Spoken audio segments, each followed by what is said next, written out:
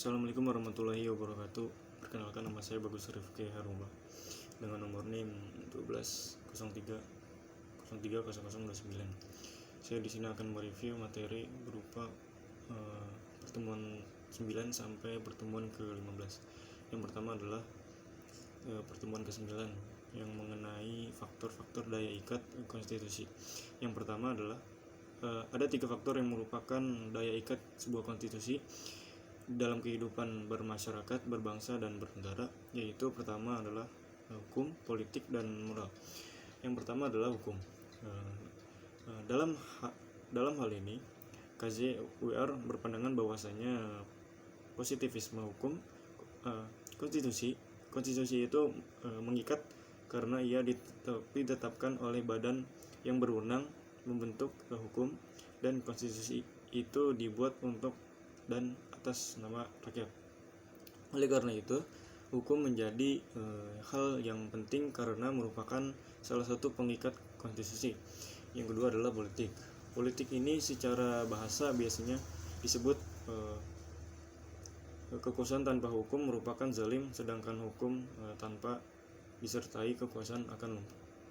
Politik menjadi salah satu faktor penting yang perlu kita ketahui, di mana bahwasanya politik ini adalah satu sistem yang mengatur roda pemerintahan.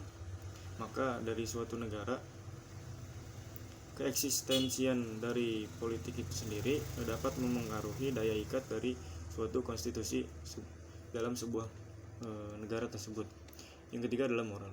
Paul Sultan berpandangan keputusan moral merupakan otonom atau teonom.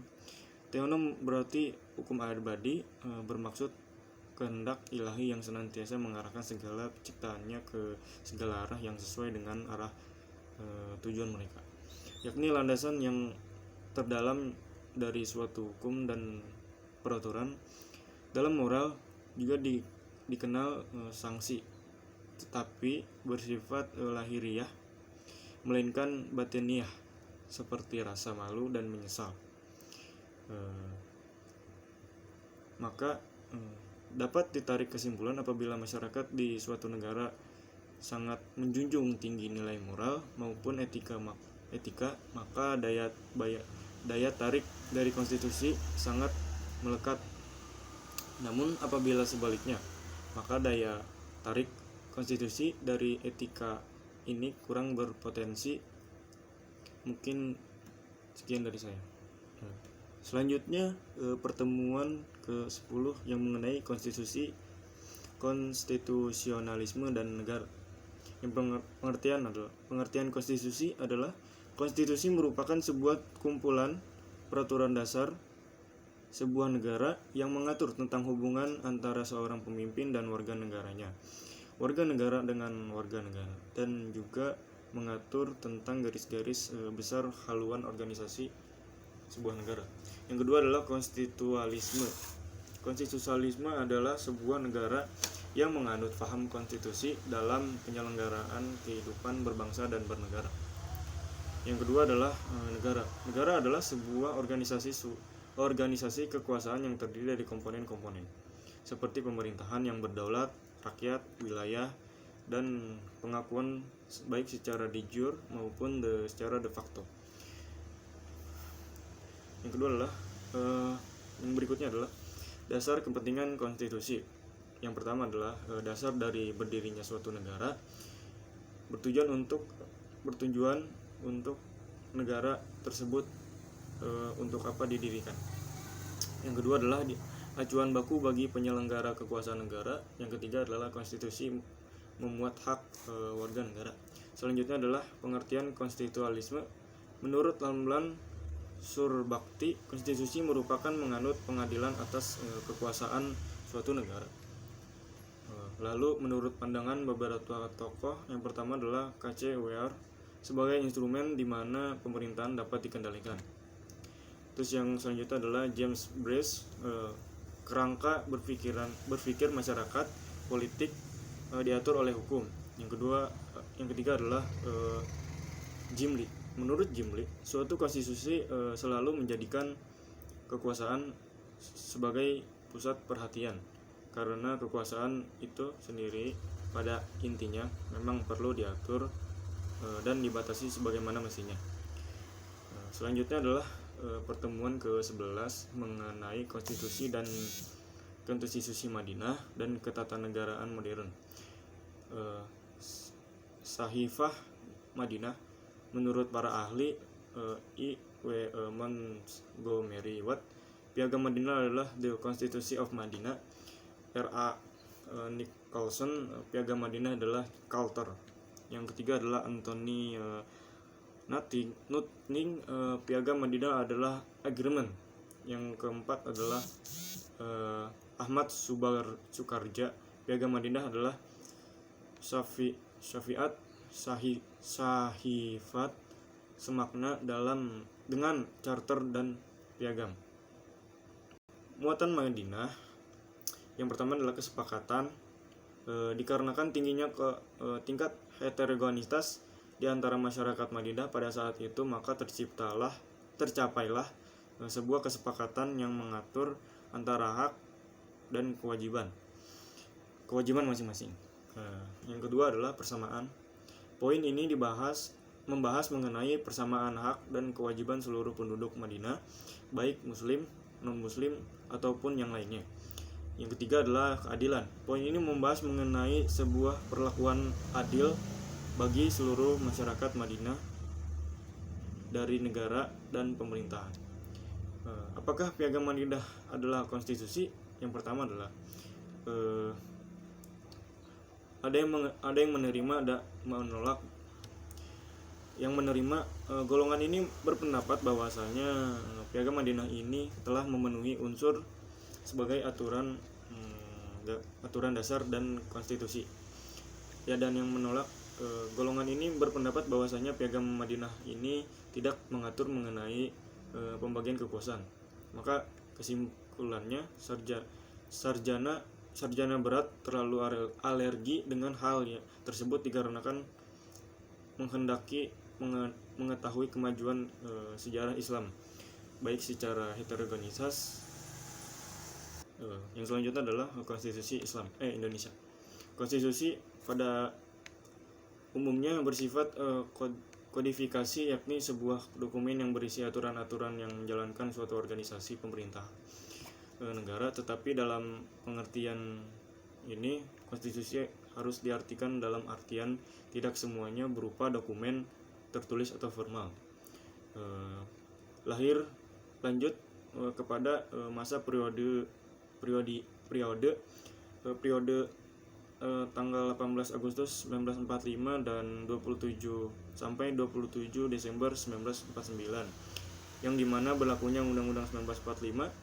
Dalam Undang-Undang 1945 ini terdiri dari bagian pembukaan, bagian tubuh 16 bab, 37 pasal, 4 pasal aturan peralihan, 2 ayat aturan tambahan, dan bagian penjelasan. Selanjutnya adalah periode 27 Desember sampai 27 Desember 1949 sampai 17 Agustus 1950, yang dimana berlaku Undang-Undang 1945 atau Konstitusi RIS, yang dimana terletak ada 6 bab, 197 pasal, dan beberapa bagian. Selanjutnya adalah periode 17 Agustus 1950 dan sampai 5 Juli 1959. Merupakan berlakunya Undang-Undang 1950 yang terdiri dari 6 bab, 146 pasal, dan beberapa bagian. Selanjutnya adalah periode 5 Juli 1959 sampai sekarang, di mana Undang-Undang 1945 dengan dekret Presiden pada tanggal 5 Juli 1949 berlakulah kembali Undang-Undang 1945 di Indonesia. Kemudian Undang-Undang 1945 ini sudah dilakukan 3 kali perubahan. Yang pertama adalah 1945 sebelum perubahan, 1945 sesudah perubahan. Yang ketiga, undang-undang hasil perubahan disebut Undang-Undang NRI tahun 1945. Amandemen selanjutnya adalah tentang amandemen Undang-Undang 1945 Yang pertama adalah perubahan pertama Undang-Undang 1945. Perubahan tersebut Undang-Undang 1945 terjadi setelah berkumandangnya tuntutan reformasi yang diantaranya berkenaan dengan reformasi konstitusional form. Sebagaimana diketahui, sebelum terjadinya amandemen 1945, kedudukan dan kekuasaan Presiden RI sangat dominan, lebih-lebih dengan praktek penyelenggaraan negara. Perubahan kedua Undang-Undang 1945.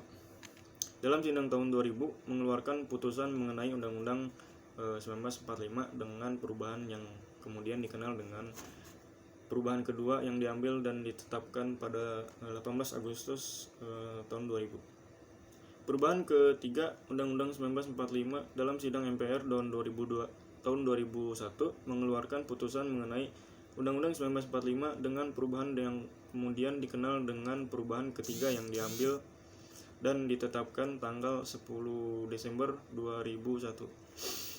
Yang keempat adalah perubahan keempat Undang-Undang 1945 dalam sidang tahun 2002 kembali mengeluarkan putusan mengenai Undang-Undang 1945 dengan perubahan yang kemudian dikenal dengan perubahan keempat yang diambil dan ditetapkan pada 10 Agustus tahun 2000. Selanjutnya adalah pertemuan ke-14. Pertemuan ke-14 membahas mengenai pengujian konstitusional. Yang pertama adalah judicial review.